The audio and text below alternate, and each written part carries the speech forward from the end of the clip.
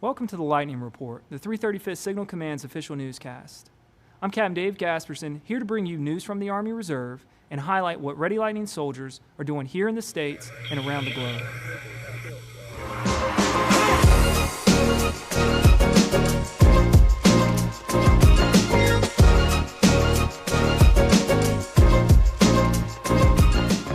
Army Reserve soldiers can expect 2019 to bring big changes, to include the introduction of new tactical vehicles and the Army Combat Fitness Test.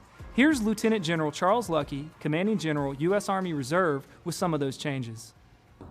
We got a lot of training, great opportunities, got Cold Steel 3. We're bringing in JLTVs, that's a new Joint Light Tactical Vehicle into the force. A small number of them initially, but huge capability and a huge step ahead for us as we modernize this team.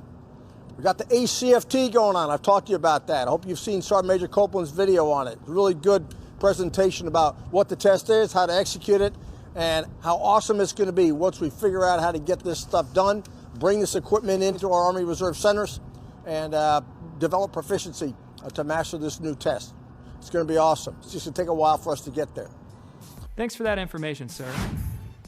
Our command team, Major General Pete Bossy and Sergeant Major Ronnie Farmer, recently released their 4th installment of the Command Flash. In the latest edition, General Bossy answers many questions that he and Sergeant Major Farmer have received from the field, to include knowing what to do when you get to battle assembly, what the command priorities are, and how to figure out your portion of the overall mission. You can find the Command Flash in our notes section on our Facebook page and on the SharePoint. Check it out and use that guidance to help you in completing your piece of the mission. A host of changes to the Uniform Code of Military Justice became effective January 1st, updating definitions for many offenses. The changes adjust maximum penalties, standardize court-martial panels, create new computer crime laws, and much more. For more information, check out the link in the comments section titled Changes to the Military Justice System. Here's what's coming up in this edition of the Lightning Report.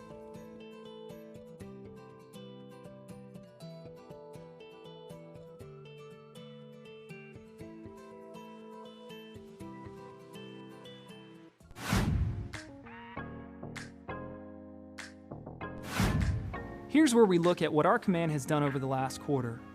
We closed out the year by deploying the 98th Expeditionary Signal Battalion in support of Operation Inherent Resolve and Spartan Shield. These soldiers brought together companies from 3 states and trained for over a year to be ready for their mission. Good luck to these soldiers during their deployment, and we'll be there to cover their return. The Army Reserve Cyber Operations Group held an initial operation capability ceremony in recognition of the Northeast Cyber Protection Center and the National Capital Region Cyber Protection Center. Strong work to those cyber warriors out there in getting mission ready. Here at the headquarters, we finished out the year by hitting the range and increasing our lethality with the M16 rifle and the M249 light machine gun. Hi, I'm Colonel Tina Boyd. I'm the Chief of Staff for the 335th Theater Signal Command. I'm out here today at Fort Benning with about 348 of our soldiers from our headquarters and headquarters company.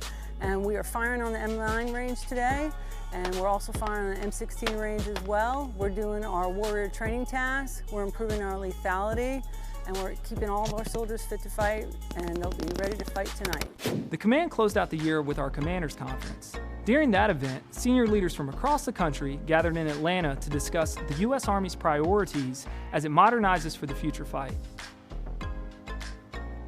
2-time Super Bowl champion and NCAA coach Bill Curry joined Army Reserve leaders and spoke with them about winning. I came here to speak with soldiers primarily because I love soldiers. My father was one, I wanted to be one, and then changed my mind because of Vince Lombardi and the Green Bay Packers. I came here because of Ron Aribo, a guy that I love that shocked me.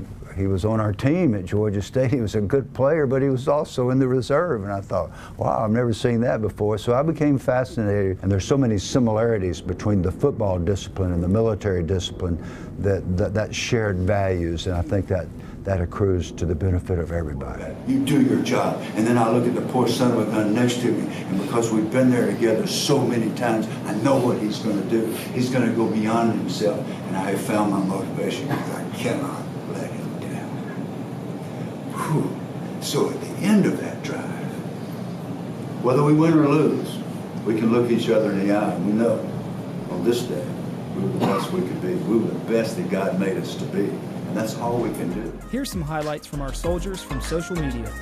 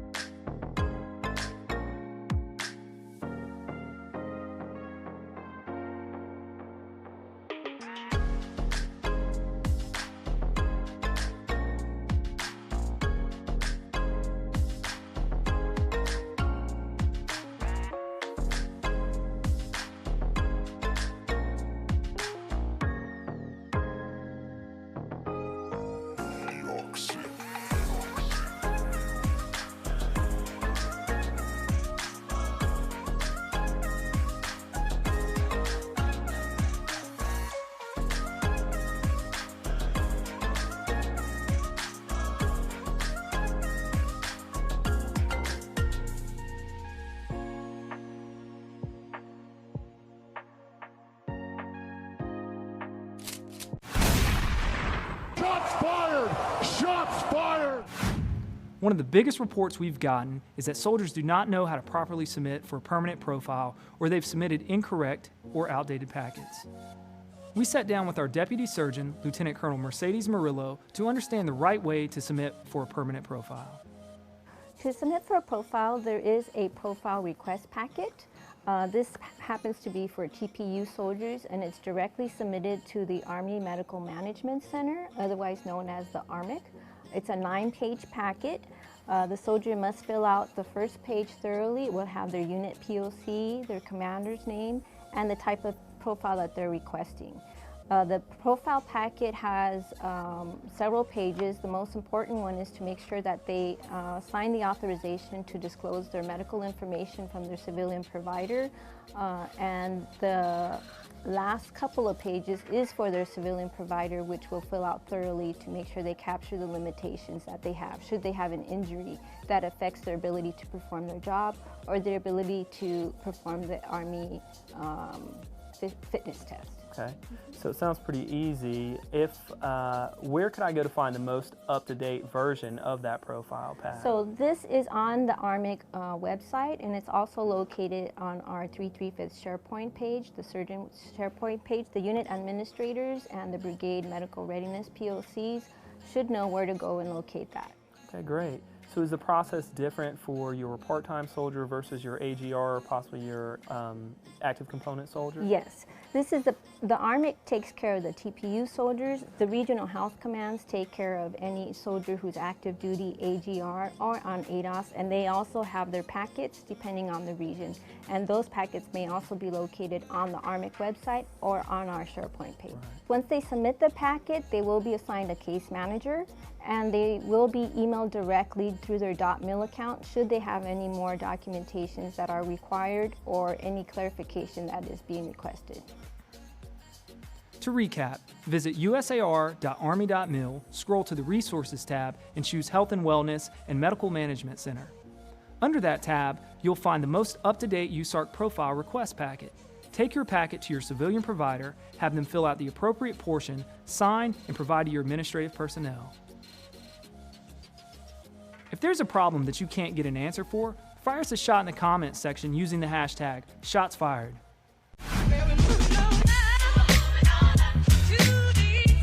Here are the soldiers who are moving on up in the ranks and making things happen. First up is our Soldier of the Year, Specialist Jorge Villacana from the mighty 98th Expeditionary Signal Battalion. Villacana won the 335th Best Warrior competition in 2018 and is currently deployed. Keeping up with that tradition of excellence is our NCO of the Year, Master Sergeant Leron Phillips. Warrant Officer of the Year, CW3, Marcus McMillan from the 98th ESB. We'd also like to recognize our Company and Field Grade Officers of the Year, Captain Paul Wagner and Major Daryl McBroom, both of the DISA Army Reserve Element. Strong work, gentlemen, and to all of our leaders. But wait, there's more. We'd like to recognize Communications Specialist Corporal Robert McAvoy with the 392nd Expeditionary Signal Battalion. Corporal McAvoy was recently recognized by the Toby Hanna Army Depot as Toby Hanna's Warfighter of the Quarter for the first quarter of 2019. Way to go, Warfighter. We'd also like to highlight Private First Class Paris Sproul and Specialist Darius Davis, the winners of the 359th Theater Tactical Signal Brigade's Best Warrior competition. The soldiers got after it during a 4-day event that tested their wits, physical fitness, and warrior task and battle drills. Great job, gentlemen. We'll see you at the command level competition in April. Congratulations to Ready Lightning paratroopers Sergeant David Cook and Specialist Jesse Coggins from the 982nd Combat Camera Company for winning 2 of the top honors in the 2018 Brumfield Mass Communications Competition. The Brumfields recognized the best Army Reserve storytellers. Sergeant Cook won top honor for Outstanding New Videographer, and Specialist Coggins won Military Photographer of the Year. We're proud of you, and good luck at the Keith L. Ware competition later this year. And last but certainly not least, we'd like to say congratulations to our Chief of Staff, U.S. Army Reserve Colonel Tina Boyd, who was recently promoted to Brigadier General in a ceremony held at Georgia Tech. General Boyd was joined by family and friends during the ceremony and will continue to serve with the 335th as the Deputy Commanding General of Sustainment. Congratulations, ma'am. We know we're in good hands under your continued leadership. Ready Lightning. Strong work to these soldiers. We know you will continue to shine in our Army Reserve. Keep pounding.